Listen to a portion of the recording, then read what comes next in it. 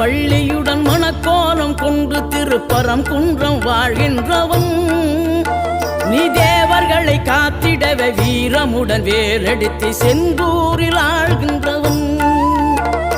மாங்கனிக்கு கோபம் கொண்டு பார்ப்புகழும் பழனியிலே ஆண்டியன கோலம் கொண்டவன்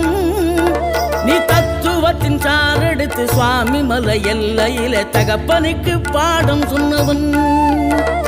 காவல் என நின்று பெரும் சினம் தணிந்து தணிகையில கண் குளிர காட்சி தந்தவன் நீ பாங்குடனே கருள் தரவே பழமுதிரும் சோலையில பரஞ்சோதியாய் நின்றவன் பரஞ்சோ